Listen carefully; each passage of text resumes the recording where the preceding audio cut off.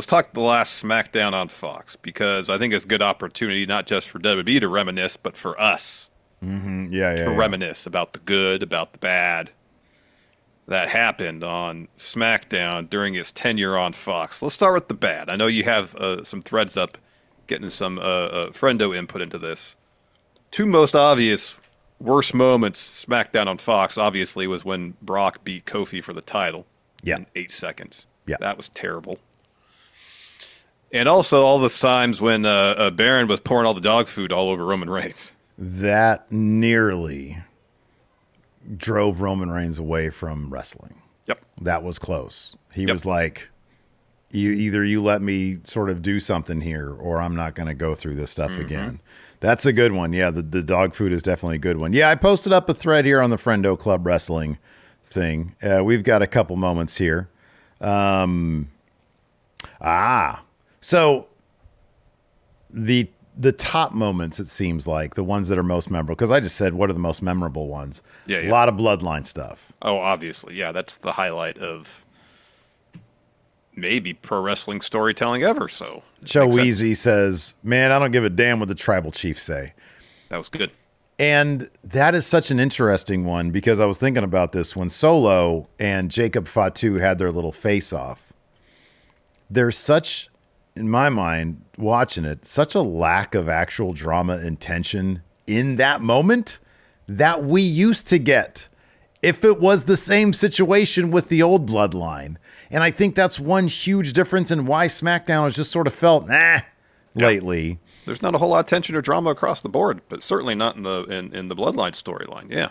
And we'll definitely dive deeper into that as we talk about what happened on SmackDown tonight. Another one, Zyshawn says, Sami Zayn being tricked into believing he was being kicked out of the bloodline. Jey Uso tearing off his bloodline shirt. Roman giving him the honorary Uso shirt. Sami's reaction and Jay's reaction. Oh, that might have been tops for me. That whole segment was so good. Here's a low. Bucket Dipper says the debut of Retribution. Ooh, Who could forget all those like really short people for whatever reason coming out and like it was whoever they had around that could fill those roles at that moment. Yeah. This is what I thought of. Nick says the first pandemic episode in the Performance Center when Triple H was on commentary. He grabbed the camera. He was like, "Oh, this will be fun. We'll do this for a week, and then we'll probably pack this place with more people." And then it was 5 months. It was several months before. But that was in there. That was really fun. But then, of course, they have to ruin it because the next week, Triple H wasn't allowed to have fun anymore. They just try to call it like it's a straight up wrestling program. Yeah. Like I don't think Triple H did commentary the week after, did he? I don't think he did. No. Let's see here. Yeah, a couple people, of course, bringing up the Kofi title loss. What is this? Walavois says that crane camera shot they only used for like half a year at the beginning to set it apart from Raw. The hard cam or the A camera on the crane. Yeah, I remember that. Yeah.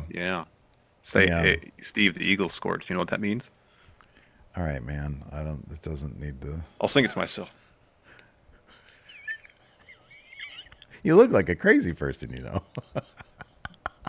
look like Braun when he was reciting his own lines. You know what stands out to me? What I remember that was on most Raw, fondly. You know what I remember most fondly? Yeah, what? It was. It was. The SmackDown Rawgate. Yeah. I missed that. We only got that for like a couple months because of stupid pandemic. About 5 months, yeah. Yeah. I don't know why they just didn't bring back the Rawgate. It was so cool. I know, it was cool. I missed like opportunity. I don't miss AC/DC as the show's theme, though. I don't miss that.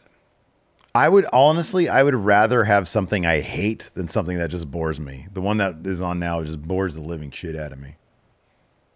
I'd rather have that horrible AC/DC with the opening intro that looked like it was a Nickelodeon show. It did. It looked like all that, season 28 or whatever it would be. Yeah. Hayden says, of course, the context of the Kofi Brock thing is always hilarious. Kofi losing in 9 seconds to Brock so he can stare down Cain Velasquez killed my love of pro wrestling for Cain Velasquez. And they had a 5-minute match at the next pay-per-view, and Kane was never to be seen again. Mm-hmm. Yeah, boy. Legend of Q says The Rock beating the brakes off Cody. I think that actually happened on Raw, didn't it? Yeah, that happened on Raw. Let's see. Yeah, Cody here. was on Raw then. Yeah. This is another big one. In late 2019, Heel Harrison says Triple H having NXT invade SmackDown. Yes. Because most of the talent was stuck in. That was an all-timer. That was a great SmackDown. That was a really good episode, yeah. That was. The Wallnator says blank screens. There was one tonight. I think there might have been tonight. Oh, was there? I noticed the one during the Tiffany match. And I was like, there's probably a wardrobe malfunction or something. There was a lot of muting and a lot of blank screens. Yeah, man. So there you go. There's some. Let's see. Are there any in chat here? Because I know we're just talking about this stuff here. Jack Bauer says, "Remember karaoke SmackDown." Karaoke SmackDown? What? That sounds vaguely familiar. What was that? Trying to think of other quality moments. Not related to the bloodline. Let's see here. Amethyst Pisces says Roman's missionary position promo while feuding with Cena. Oh. That was a good one. Cena showing up and just saying that I can beat you with a roll-up. Yeah. That was the whole thing. That feud should have been so much more big. It should have been much bigger. I know. It should have been so much bigger. Dangam Q says LA Knight swallows his gum. Not swallows. He almost inhaled it. Like that shit was almost in his lungs. Like the piece of quinoa that tried to get sucked down to my lung when I was eating my salad for dinner. Jared Dyer. I got the same response. Yeah, but you weren't cutting a promo in front of 15,000. No, I wasn't. Jared Dyer here says Roman burying Seth Rollins. Exactly. No pop.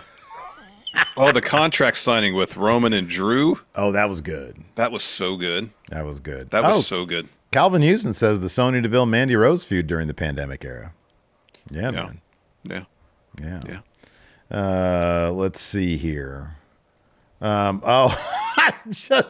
just trying to do this. I remember this, the mocking video package for Sami Zayn and Baron Corbin match that made fun of both of them.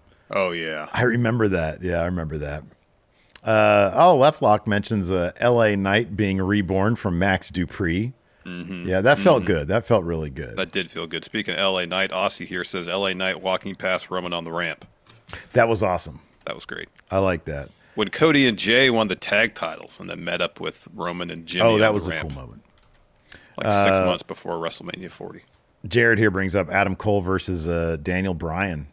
Yeah, that was in that SmackDown. Yeah, that was so good.